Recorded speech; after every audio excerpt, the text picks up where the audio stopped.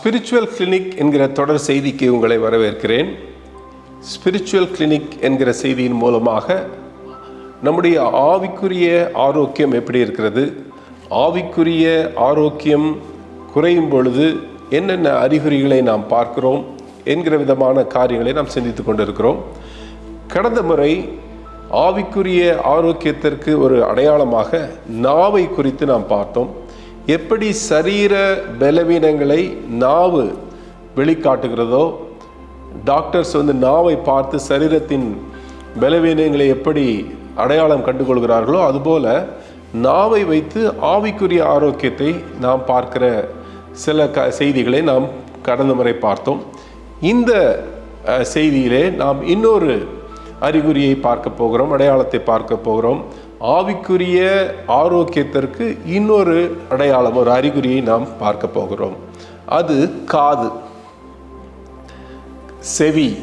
நாம் கேட்கிறது, எதை கேட்கிறோம், எதை கேட்க விரும்புகிறோம், எதை கேட்க நாம் விரும்புவதில்லை, எதை உன்னித்து கவனமாக கேட்கிறோம், எதை நாம் கேட்க செவி மடுக்க விரும்பாதிருக்கிறோம் என்பதிலே நம்மளுடைய ஆவிக்குரிய ஆரோக்கியம் இருக்கிறது.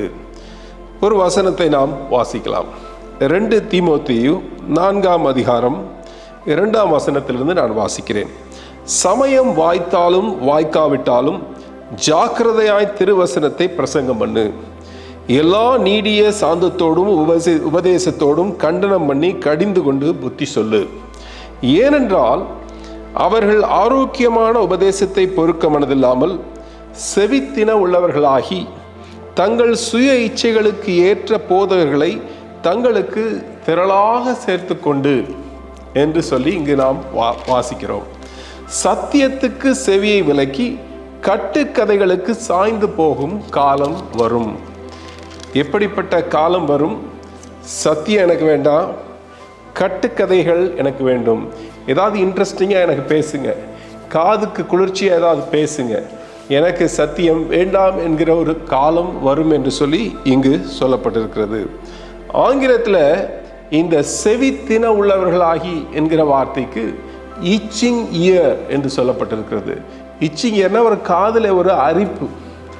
இந்த காதில் அரிப்பு ஏற்படும் பொழுது அதை யாராவது மசாஜ் பண்ணி விட்டால் நல்லா இருக்கும்னு தோணுது.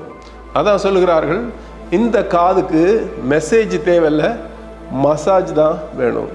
ஏன்னா அவர்கள் கேட்க விரும்புகிறதை யாராவது பேசினால் நலமாக இருக்கும், வேதத்தின் சத்தியத்தை பேசினால் நன்றாக இருக்காது. அப்படிப்பட்ட ஒரு காதை உடையவர்களாக நாம் இருப்போமானால் நம்முடைய ஆவிக்குரிய வாழ்க்கையிலே வளருவது மிக மிக கஷ்டம். ஆவிக்குரிய ஆரோக்கியம் மிக குன்றி போய் இருக்கும். அந்த நாட்களிலே ராஜாக்கள் புலவர்களை தங்களுக்கு வைத்துக் கொள்வார்கள். அந்த புலவர்கள் அந்த ராஜாவை குறித்து அதிகமாக போற்றி புகழ்ந்து பாடும் பொழுது ராஜா அவர்களுக்கு பண முடிப்பை கொடுப்பார், பரிசு பொருட்களை கொடுப்பார். எனவே புலவர்கள் ராஜாவை தொடர்ந்து புகழ் பாடிக்கொண்டே இருப்பார்கள், துதி பாடிக்கொண்டே இருப்பார்கள். அப்படிப்பட்ட காரியங்களை கேட்க வேண்டும் என்று அந்த காலத்து ராஜாக்களும் விரும்புவார்கள். ஆனால் பழைய ஏற்பாட்டு நாட்களிலே நீங்கள் பார்த்தீர்களேயானால் ராஜாக்களுக்கு ஆண்டவர் தீர்க்கதரிசிகளை வைத்திருந்தார். தீர்க்கதரிசிகள் ராஜாக்களுக்கு துதி பாடுவதோ புகழ் பாடுவதோ கிடையாது. அவர்கள் ராஜாக்கள் தேவனுடைய கட்டளையின்படி ராஜரீகம் செய்கிறார்களா, தேசத்தை நடத்துகிறார்களா என்பதை கண்ணும் கருத்துமாக கவனித்து அவர்களுக்கு ஆலோசனை சொல்கிறவர்களாக இருந்தார்கள். சில ராஜாக்கள் அதை கேட்டார்கள், சிலர் அதை கேட்கவில்லை. சவுல் ராஜா சாமுவேல் சொன்ன காரியங்களை கேட்க மனதில்லை, செவித்தின உள்ளவர்களாகி அவர் சாமுவேல் ராஜா சொல்வதை வெறுத்தார், மறுத்தார். எனவே மிகப்பெரிய படுகுழியிலே விழுந்தார் என்று பார்க்கிறோம். ஆனால் தாவீது நாதான்வேல் தீர்க்கதரிசி சொல்லும் பொழுது அவர் சொல்லுகிற வார்த்தைகளை கேட்டு மனம் திரும்பினார். நான் தவறு செய்தேன் என்று மன்னிப்பு கேட்டார். உடனே தன்னை மாற்றிக்கொண்டார், திருத்தி கொண்டார். அவருக்கு காது கேட்கக்கூடிய, ஆண்டவர் சொல்லுகிற சத்தியத்தை கேட்க வேண்டும் என்கிற இருதயம் அவருக்கு இருந்ததை நாம் பார்க்கிறோம். இயேசு கிறிஸ்து மீண்டும் மீண்டும் இதை தான் சொல்றார், காது உள்ளவன் கேட்க கடவன். எல்லாருக்குமே காது இருக்கு. ஆனால் இங்கே இயேசு கிறிஸ்து சொல்லுவது, வசனத்தை கேட்க வேண்டும், சத்தியத்தை கேட்க வேண்டும் என்கிற விரும்புகிற ஒரு காது. செவித்தின உள்ளவர்களாக அல்ல, அறிக்கிற காது உடையவர்கள் அல்ல, சத்தியத்தை கேட்க வேண்டும் என்கிற விரும்புகிற ஒரு காது உடையவர்களாக இருக்க வேண்டும். நாம் எதை கேட்க விரும்புகிறோம், எப்படிப்பட்ட செய்தியை கேட்க விரும்புகிறோம் என்பது நம்முடைய ஆவிக்குரிய ஆரோக்கியத்தை காட்டுகிறது. ஆதாம் ஏவாள் வாழ்க்கையில் கூட அதை பார்க்கிறோம். ஏவாள் அந்த சர்ப்பம், பிசாசு சர்ப்பம் வடிவத்திலே வந்து ஏவாளோடு பேசும் பொழுது ஏவாள் அதை கேட்கிறாள். ஆண்டவர் சொன்னதுக்கும் இதுக்கும் ஒரு வித்தியாசம் இருக்குது.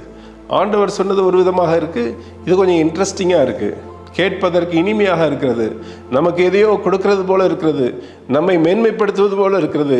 எனவே அதற்கு கேட்க ஆரம்பித்தால் நாம் வஞ்சிக்கப்படுவது இந்த காதின் மூலமாகத்தான். எனவே நாம் செவி திணறுள்ளவர்களாக இருக்கும் பொழுது எளிதாக வஞ்சிக்கப்படுகிறவர்களாக இருக்கிறோம். நாம் என்னத்தை கேட்கிறோம் என்பதிலிருந்து தான் நம்மை வழி விலக பண்ணுகிறதை பார்க்கிறோம். ஈவன் நம்ம வந்து சரீர சுகத்தில் கூட நம்ம காது சரியாக கேட்கல, இந்த இயர் ட்ரம் சரியாக வேலை செய்யலை, அல்லது இன்னர் இயரில் ஒரு டிசார்டர் இருக்குது அப்படின்னா நம்ம ஒரு தள்ளாடுவோம், ஒரு சரியாக நடக்க முடியாது. காது கேட்பதற்கும் நாம் நடப்பதற்கும் ஒரு தொடர்பு இருக்கிறதை நம்ம பார்க்கிறோம். அதுபோல தான் நம்ம எதை கேட்கிறோம் என்பதற்கும் ஆவிக்குரிய வாழ்க்கையில் எப்படி நடக்க முடியும், நடப்போம் என்பதற்கும் ஒரு தொடர்பு இருக்கிறதை பார்க்கிறோம். அதான் ஆண்டவர் சொல்றார், மனிதன் அப்பத்தினால் மாத்திரமல்ல தேவனுடைய வாயிலிருந்து புறப்படும் ஒவ்வொரு வார்த்தையினாலும் பிழைப்பான். அந்த வார்த்தையை கேட்டு அதன்படி நடக்கும் பொழுதுதான் ஆண்டவருடைய ஜீவனிலே நம்ம பங்கு பெற முடியும். ஏசாயால கூட இந்த காரியத்தை நம்ம பார்க்கிறோம். ஏசாயா தீர்க்கதரிசன புஸ்தகம் 30ஆம் அதிகாரம் 10ஆம் வசனத்தை நான் வாசிக்கிறேன்.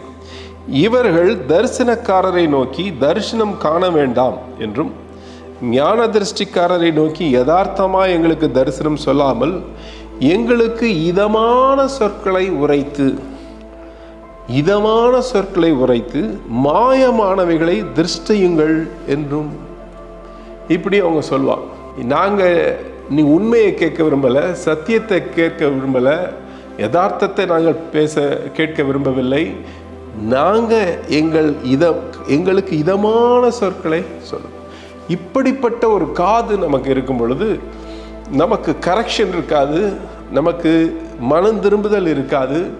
நம்ம எப்படி இருக்கிறோமோ அதுபோல இருப்பதற்கு உடந்தையாக, ஆதரவாக, சாதகமாக யாராவது பேசினால் நலவாக இருக்கும் என்று சொல்லி நாம் நினைப்போம். அது ஆவிக்குரிய வளர்ச்சியை ஏற்படுத்தாது என்பதிலே சந்தேகமில்லை. இப்படி இருக்கும் பொழுது என்ன நடக்கிறது?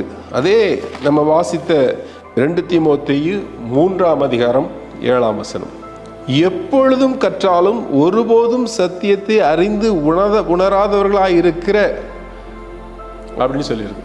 எப்பொழுது கற்றாலும் சத்தியத்தை உணர முடியாது.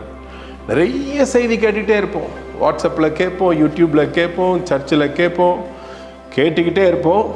ஆனால் உணர்வில்லாதவர்களாக, வளர்ச்சி இல்லாதவர்களாக இருப்போம். ஏனென்றால் நம்ம எதை கேட்கணும் அப்படிங்கிறதுல நம்ம சத்தியத்தை கேட்கணும் விரும்பலை, நம்ம காதுக்கு இனிமையாக கேட்க வேண்டும் என்று சொல்லி விரும்புகிறோம்.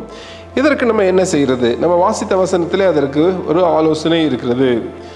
2 தீமோத்தேயு 4ஆம் அதிகாரத்திலே அவர் சொல்லுகிறார், சமயம் வாய்த்தாலும் வாய்க்காவிட்டாலும் ஜாக்கிரதையாய் திருவசனத்தை பிரசங்கம் பண்ணு, எல்லா நீடிய சாந்தத்தோடும் உபதேசத்தோடும் கண்டனம் பண்ணி கடிந்து கொண்டு புத்தி சொல்லு. Correct, rebuke, encourage. இது 3மே தேவை. நம்ம கேட்கிற செய்திகளில், நம்ம சபையில் கேட்கிற செய்தியாக இருந்தாலும் அல்ல பல வழிகளில் கேட்கிற செய்தியாக இருந்தாலும் அதில் வந்து கரெக்ஷன் இருக்கணும், அதில் கடிந்து கொள்ளுதல் இருக்கணும், கண்டனம் பண்ணுதல் இருக்கணும், ரெபியூக்கிங், ஒரு கண்டிப்பு இருக்க வேண்டும். அதுபோல் ஒரு உற்சாக என்கரேஜ்மெண்ட்டும் அதில் இருக்க வேண்டும். அப்படிப்பட்ட நம்ம செய்திகளை நம்ம கேட்க பழக வேண்டும். அப்படிப்பட்ட காது உடையவர்களாக நாம் இருக்க வேண்டும். செவித்தினவுள்ளவர்களாக இல்லாதபடி, ஆண்டவர் சொல்கிறபடி, கேட்கிறதற்கு காதுள்ளவன் கேட்க கடவன் என்று சொல்கிறபடி நாம் ஆண்டுடைய வசனத்தை கேட்க பிரியமுள்ள காதுகளை உடையவர்களாக இருக்கும் பொழுது ஆவிக்குரிய ஆரோக்கியம் மேலும் மென்மேலும் வளரும் என்று சொல்லி நாம் அறிந்திருக்கிறோம். கர்த்தர் தாமே நம்மை ஆசீர்வதிப்பாராக.